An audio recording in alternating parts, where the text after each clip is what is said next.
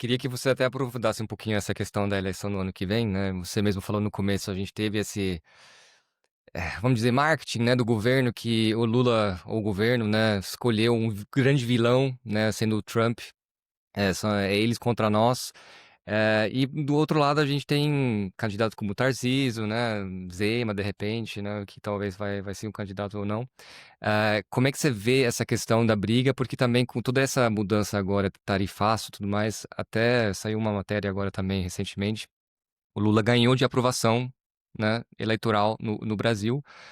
Saiu uma matéria também agora no New York Times, no dia 30, fazendo mais publicidade sobre esse tema do grande vilão.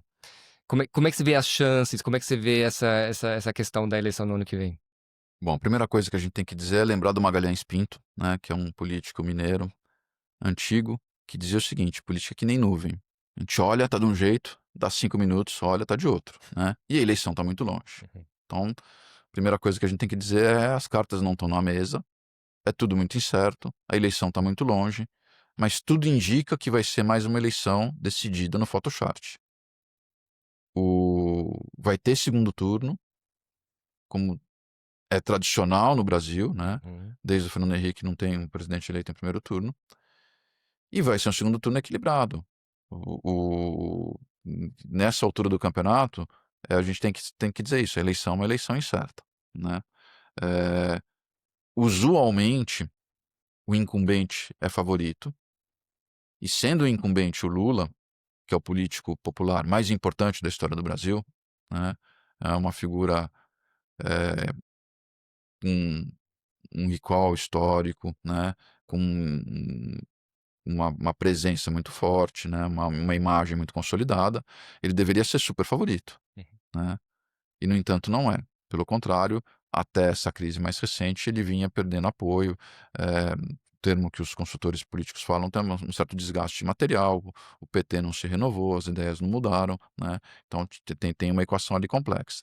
Mas não ser o favorito não significa que ele vai perder a eleição, né, significa que a eleição vai ser equilibrada.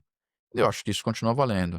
Eu acho que a gente não pode achar que o desfecho da eleição está mudando muito, porque conjunturalmente você teve um período bom, assim como você tinha tido um período ruim no começo do ano, com as denúncias do INSS, tudo isso, né. Não é por aí que a eleição vai se definir. Tem um modelo eleitoral de Brasil que funciona mais ou menos assim: a esquerda, o Lula, o PT, vai ter no segundo turno alguma coisa entre 40 e 45% dos votos.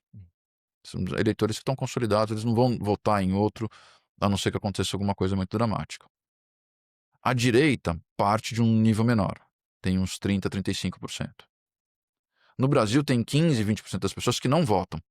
Então vamos dizer, 45 de um lado, 35, 40 de um lado, 30 do outro, deu 70. 20 não vota, deu 90.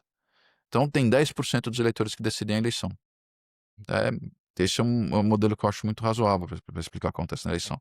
E como esses eleitores decidem a eleição? Como eles não são do time A nem do time B, eles decidem a eleição pela rejeição. Eles não gostam muito de A, não gostam muito de B. Eles decidem quem que eles mais desgostam e votam no outro. Então tem sido essa dinâmica eleitoral.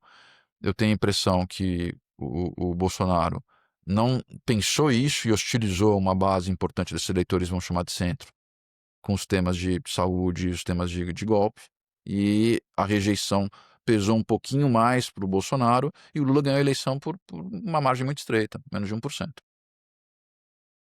Eu tenho para mim que o Lula está fazendo um governo que ele ganhou a eleição numa aliança ampla, não está fazendo um governo de aliança ampla, não está fazendo um discurso que amplia, ele está falando mais para a base, mais para sua própria bolha.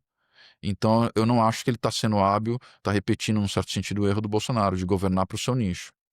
E eu acho que na hora que chegar a eleição, esses temas vão aparecer. E por isso que eu tenho uma certa expectativa de que seja o Lula, seja um candidato da oposição, o ajuste fiscal venha. Eu tenho a impressão que para ele entrar no eleitor de centro, ele vai ter que fazer uma outra carta brasileira e dizer: vou fazer um ajuste fiscal via corte de gasto. Porque eu acho que isso vai ser importante para ele ganhar o voto de centro. E isso vai ser fundamental para o Brasil, porque, do ponto de vista de economia, não importa se o presidente é de esquerda ou de direita. A gente precisa fazer o ajuste fiscal. Se a gente fizer o ajuste fiscal, a economia vai andar bem. Não é uma preferência por viés ideológico, é uma preferência por políticas bem feitas. E hoje, no Brasil, quando você olha a dinâmica da dívida, não tem nenhum economista que não fale essa trajetória explosiva. Como é que uma dívida sai de 72 e vai para 85 no mandato presidencial e a gente incorrendo em déficits? É óbvio que é explosiva, não precisa ser economista, Uhum. né? E precisa solucionar esse problema. Eu tenho a impressão que a campanha vai exigir dos políticos uma convergência para o centro para discutir esse tema, e é isso daí, por isso que eu imagino que a eleição possa ser um fator de redução de risco. Você vai ter um compromisso de ajuste fiscal via corte de gastos, via melhora da eficiência do Estado, via fatores outros que não sejam o aumento da arrecadação, porque o Brasil está numa carga tributária muito alta. Sim. Não é que a gente não deva tributar porque é ruim. Não, a gente deve tributar, tributar predominantemente as pessoas mais ricas, tá tudo certo, mas, por exemplo, o IOF não está fazendo isso. Isso não é verdade. Então a gente precisa repensar o gasto. A gente tem muito gasto ineficiente. Uhum. Muito. Hum. Então não é tão difícil cortar, o mato está alto. É só ter um projeto, ter o compromisso e ter a liderança política. Perfeito. Talvez dizer é só seja um exagero. Mas o Temer fez isso, o próprio Bolsonaro fez um ajuste fiscal significativo. Então, é factível, já foi feito no período recente com uma estrutura política que a gente tem hoje.